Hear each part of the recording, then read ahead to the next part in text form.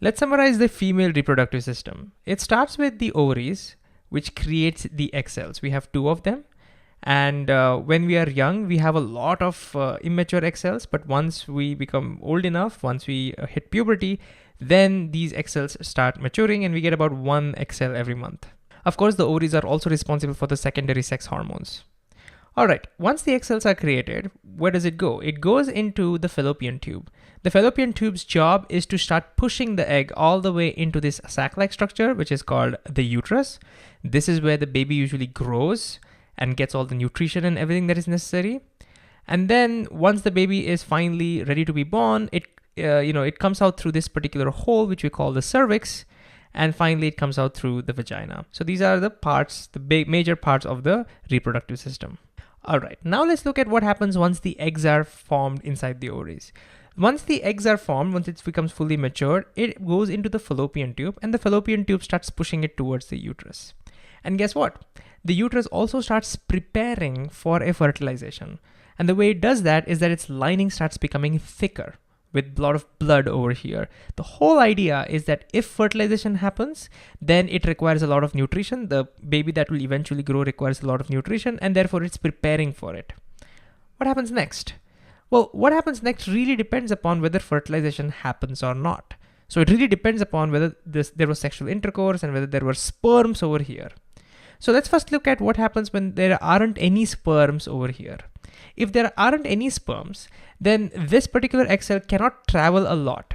It will disintegrate after a few days. So that egg cell will be gone. And now since the body understands that there was no fertilization, there is no point of having this thick blood lining. And so the body gets rid of it. And this is basically your menstrual cycle. And that's why you have a menstrual cycle pretty much every month, because you have one egg cell happening. One egg cell is being pushed into the fallopian tube every single month. And whenever there are no fertilizations, you have this lining gets shed off. But now let's think about the other case. What happens if there are sperms over here? Then if the sperms travel all the way up over here, then their fertilization can happen. Then what happens is the sperm unites with the egg cells to form what we call a zygote. A zygote is a cell that is formed after the unification of the sperm cell and the egg cell. Once the zygote is formed, no other sperm cells will be able to penetrate into any other egg. I mean, sometimes it's possible that you would have two eggs and twins are possible, but in general, usually nothing else happens, so all the other sperms die off. And now what happens is that zygote starts getting multiplied. So the cells, one cell becomes two, two becomes four, four becomes eight, and so on and so forth and so forth.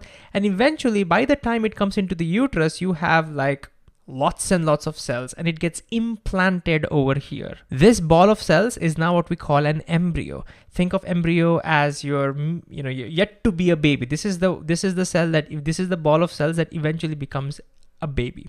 But here's a question. For this embryo to start growing into a baby, like a full-blown human being, it requires a lot of things like oxygen, it requires nutrition, its blood needs to get filtered and all of that. How does your body take care of it? Well, this is where a specialized tissue comes into the picture. So here's an example of what happens maybe after a few months once the baby has grown. A specialized tissue is formed inside the uterus, which is called the placenta. Now it looks a little complicated, but here's how to think about the placenta. The placenta has two sets of blood vessels. The one blood vessels that you can see over here are the maternal blood vessels that comes from the mother. And what her blood vessels does is that it, puts the blood into this pool over here. You can kind of see there's a pool of blood over here. So it puts like rich, oxygen-rich, nutrition-rich blood over here. And this is the baby's blood vessels. The baby's blood vessels will simply start, using diffusion, start collecting the oxygen, starts dumping carbon dioxide into it, starts collecting the nutrients, starts dumping all the,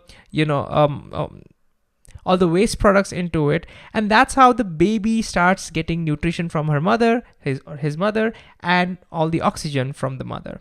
And then once this pool of blood is deoxygenated, it is sucked back and then new blood is replenished. And that's how the maternal blood vessels keeps on recycling and, giving this fresh blood.